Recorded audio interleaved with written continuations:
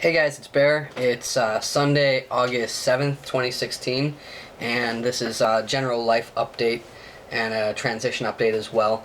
It's been about 6 months since I've done a YouTube video, and the reasons for that is that the last 6 months have just been kind of shitty. There's been a lot of personal change, and not all of it has been good times. So when I would think about doing a video, it just kind of didn't motivate me. It kind of became a drag, so I just kept putting it off, and putting it off turned into 6 months of putting it off. So sorry about that, but I'm back now, and I'm gonna do like I said, a general life update for you today, a transition update, and then I really want to start touching base on some topics, some things that are going on right now that I just feel like putting my 2 cents in. So moving forward, I'm going to talk about 2 things today as far as transition updates. One is my hormones, my testosterone and estrogen and everything, and my top surgery update. So as far as testosterone goes, this month is 21 months on T. I'm coming up on 2 years on testosterone. There's not a lot to talk about as far as changes anymore.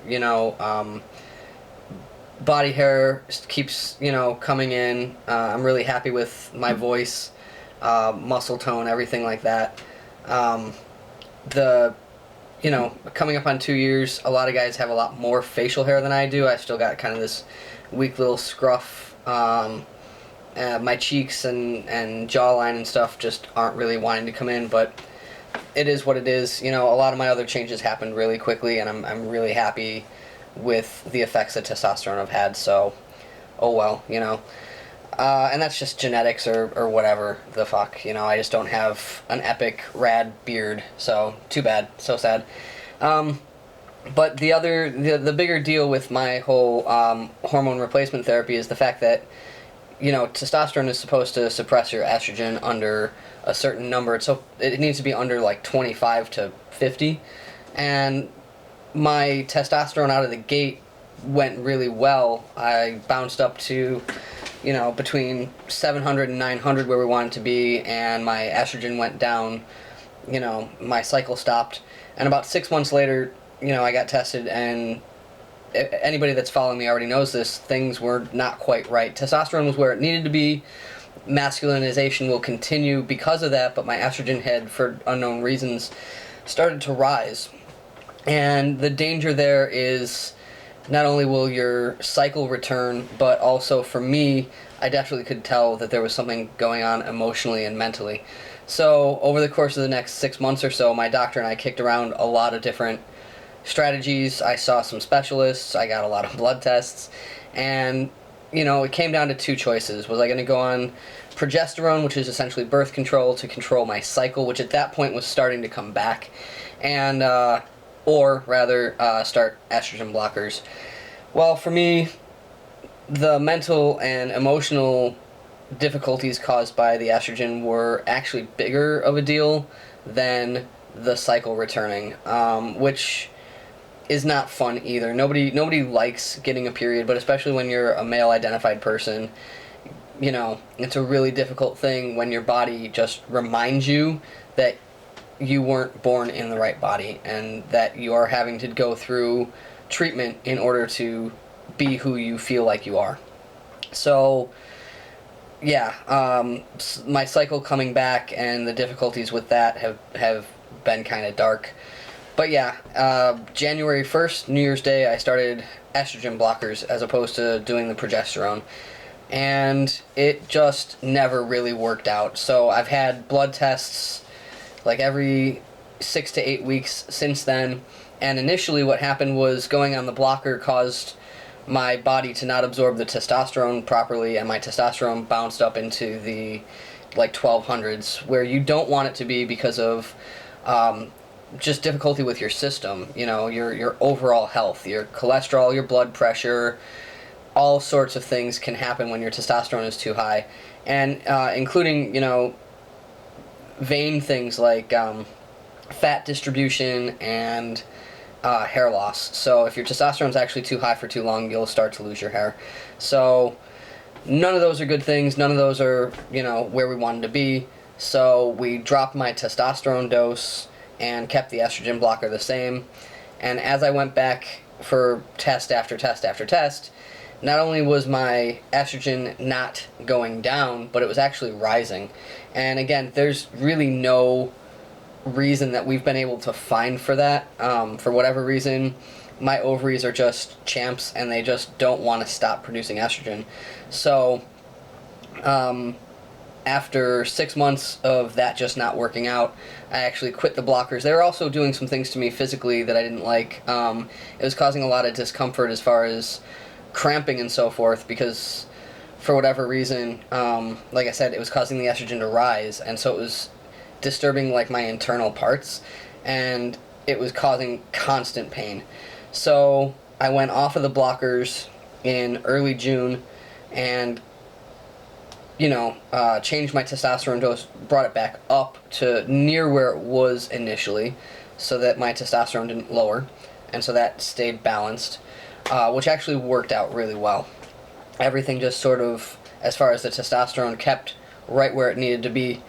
And at the same time, I decided, again, after seeing specialists and so forth, I decided to get an IUD inserted, which is a subject for another video as far as that process is gone.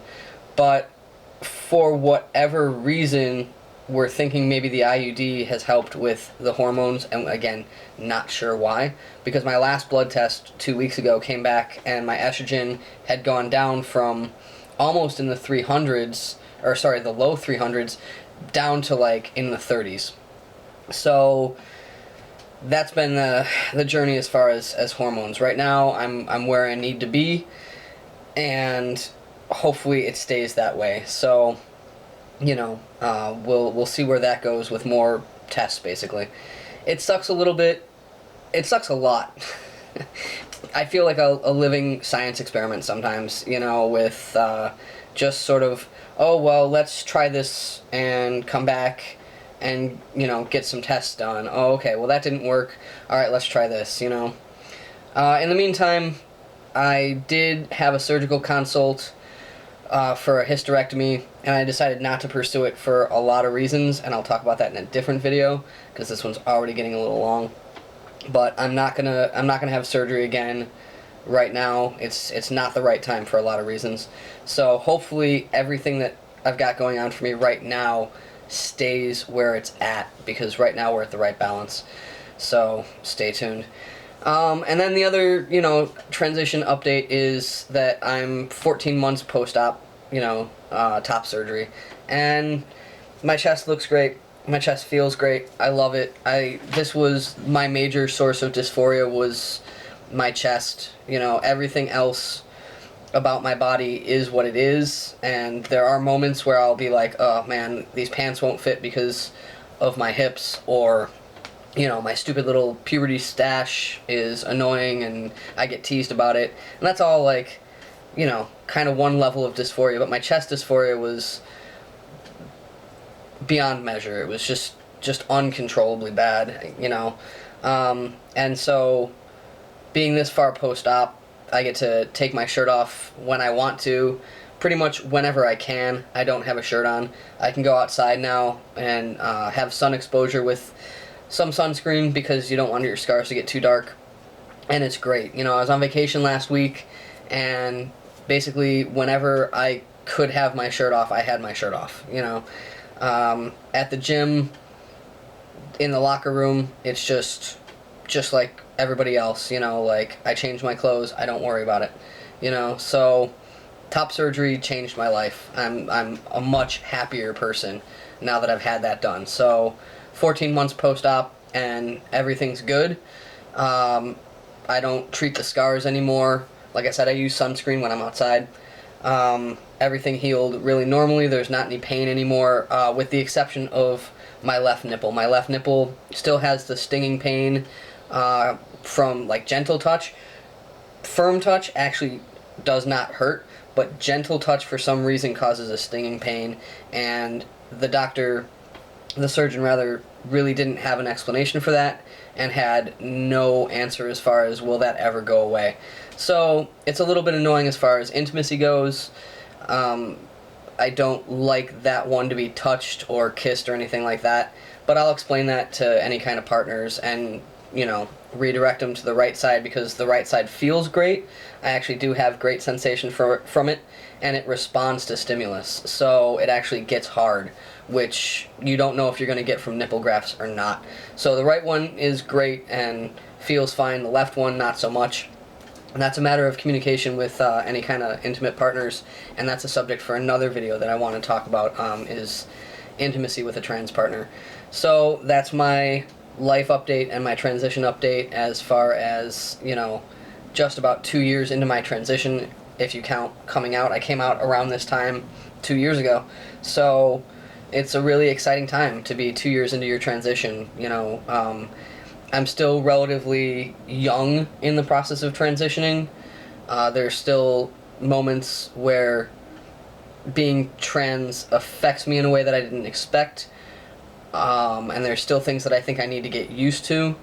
And there's still changes to be made, as far as just life. But 2 years in, going strong, very happy that I decided to do this. And I'll be along with more updates more regularly, and like I said, more subject or topic driven videos that, there's a couple things I really want to address. So thanks guys, thanks to everybody who touched base with me wondering where I was at and if everything was okay, and I'll see you soon.